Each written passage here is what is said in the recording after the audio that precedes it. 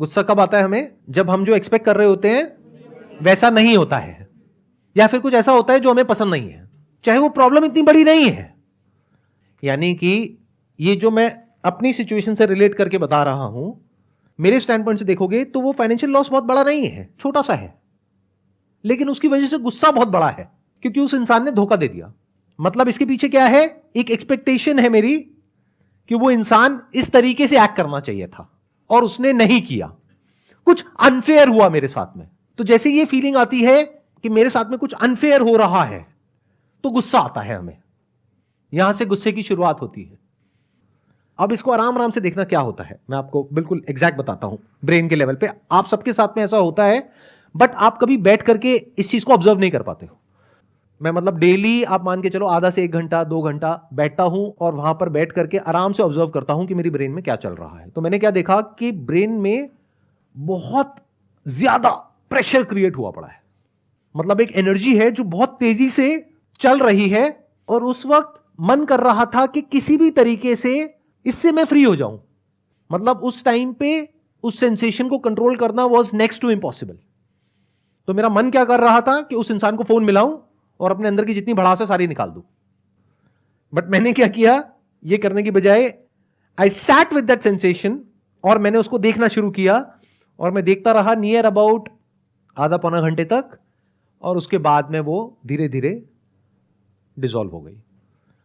तो क्या होता है कि वो जो प्रेशर बिल्ड होता है ना अंदर, तो वो किसी भी तरीके से बाहर आना चाहता है, और जब वो बाहर आना चाहता है तो वो कई बार होता है कि उस इंसान पे बाहर आ सकता है और कई बार नहीं आ सकता है।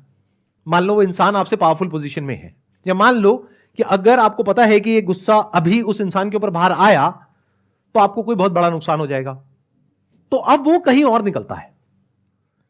तो मैंने एक चीज यहां पर सीखी कि जब भी कभी इस तरह की एनर्जी अंदर क्रिएट हो, यानी कि गुस्सा आए, अभी एनर्जी इस लेवल तक पहुंची कैसे?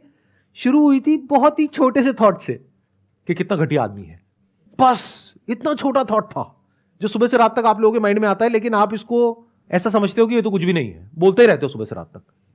और ये छोटा सा थॉट कितनी जल्दी बड़ा होता है, you can't even imagine in the wildest of your dreams.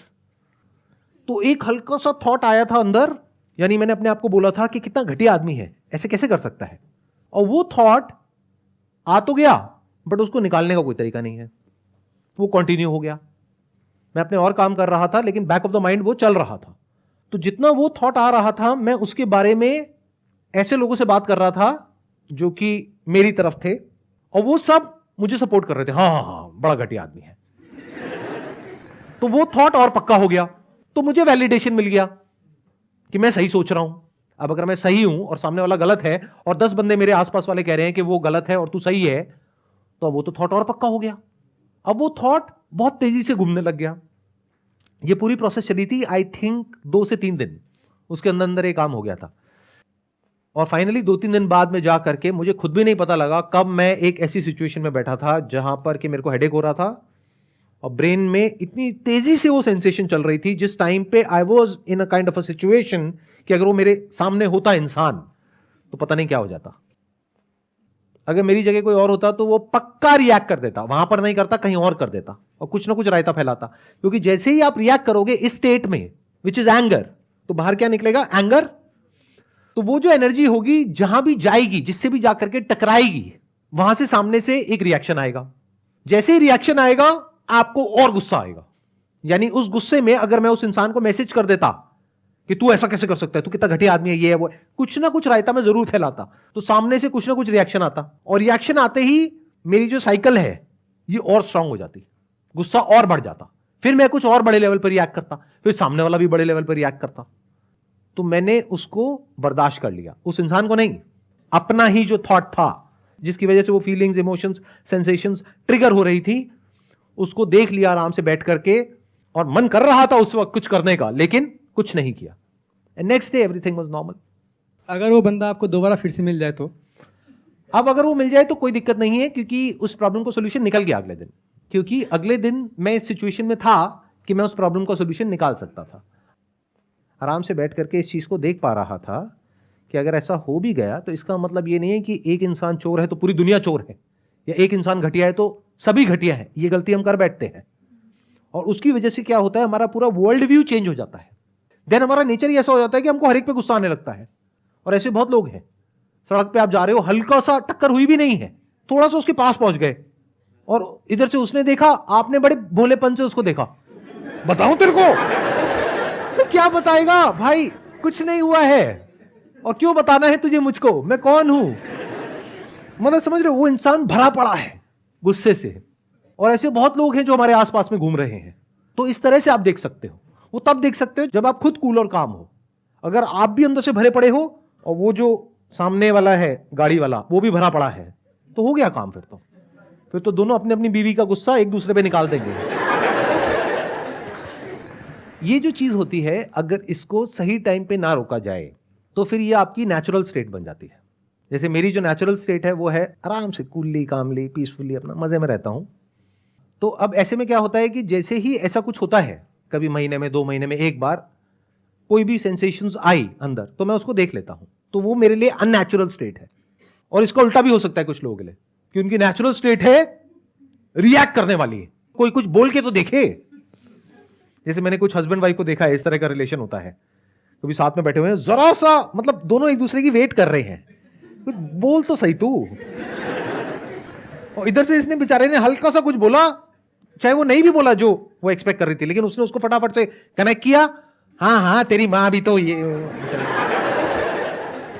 वो तो माँ पे मत जाइयो। कुछ भी चल रहा है, भरे पड़े हैं और एक दूसरे पे फटने के लिए तैयार हैं, कभी भी फट सकते हैं। तो अगर आप ऐसा बनना चाहते हो तो दैट्स योर चॉइस, कोई बात नहीं, कोई नहीं रोक रहा आपको, फटो जितना फटना है फटो।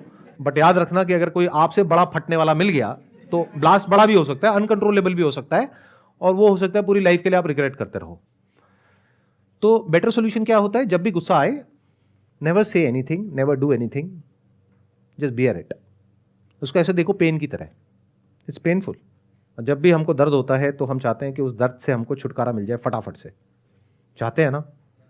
और उससे छुटकारा पाने का हम क्या इलाज निकालते हैं कि अंदर जो भी चल रहा है जा करके सारा एज इट इज सामने वाले को बोल दो, बिना किसी फिल्टर के, बिना किसी लेयर के। बट हम सुनने को तैयार नहीं है। अगर सामने वाला भी बोल जाए तो गड़बड़ हो गई ना। तो इस तरह से जब आप आराम से ठंडे दिमाग से चीजों को देख लेते हैं और इसको आपको बियर करना आ जाता है, तो अब आपके पास में एक बहुत बड़ी क्वालिटी है जो बहुत सारे लोगों के पास में नहीं है। यानी जिस वक्त गुस्सा आ रहा है उस वक्त आप रिएक्ट नहीं करोगे, जिस वक्त सामने वाला गुस्से में है उस वक्त आप वहां से चले जाओगे। मतलब सिंपल से रूल है दो, कि जब सामने वाला जरूरत से ज्यादा गुस्से में है चुपचाप वहां से निकल जाओगे, निकल सकते हो तो। सर जैसे हम ऑफिस में काम करते हैं, हमारे बॉस ने मुझे कुछ बोला गुस्से में, तो हम काम छोड़ के भाग जाएं? नहीं, आप काम छोड़ करके नहीं भाग सकते। आप बड़े पोलाइटली उस बॉस को बोल सकते हो कि जो आप बोल रहे हो वो बात सही है, लेकिन कहने का तरीका ठीक नहीं है। सर उनसे कुछ बोल ही तो नहीं सकते। तो ऐसी जगह काम क्यों करते हो? और अगर ऐसी जगह काम करते हो तो यहां पर आकर के कैमरास लगे हुए हैं, वीडियो में ये सब क्यों बोलते हो? उससे कोई दिक्कत नहीं है सर, देख भी ले तो कुछ नहीं होगा। अभी तक तो उन्होंने देखा ही नहीं था, अभी इतना कुछ हो रहा था। अब जब देखेंगे तो पता नहीं क्या क्या होगा। कुछ नहीं होगा सर, क्या ही कर सकते हैं। आप धमका रहे हो उनको?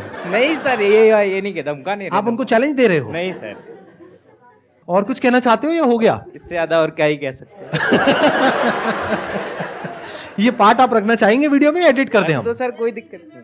कोई दिक्कत नहीं है? नहीं सर। सर आपने कहा कि मतलब आप गुस्से को मतलब एज अ पेन मतलब ले लो और फिर आप नेक्स्ट डे मतलब अगर उस बंदे से दोबारा मिलते हैं तो आप उसको कुछ नहीं कहोगे, बट ऐसा भी होता है फिर आप उस पर कभी ट्रस्ट नहीं कर सकते।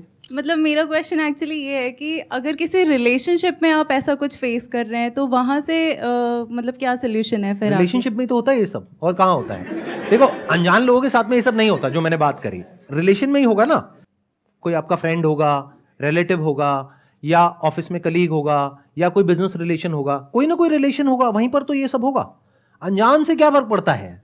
अनजान से तो अगर थोड़ा बहुत हो भी गया तो तू अपने रास्ते में अपने रास्ते। तो अब सवाल उठता है कि क्या करें अगले दिन आप ठंडे दिमाग से पहले आप देखो सामने वाले की सिचुएशन क्या है, सही टाइम मिले बात करने का तो किसी और टॉपिक से करके फिर उस टॉपिक पर आप वापस आ सकते हो अगर आपको जरूरत लगती है तो। बट अगर आपको ये क्लियर है कि सामने वाला बंदा चोर है तो फिर बात करने का कोई सेंस ही नहीं है।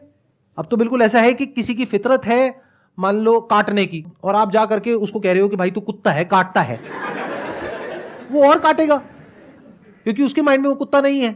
समझ गए ना मैं क्या कहना चाह रहा हूँ? राइट। मैं इनडायरेक्टली बोल रहा हूँ, क्योंकि किसी इंसान को कुत्ता बोलना अच्छा नहीं लगता, गाली होती है।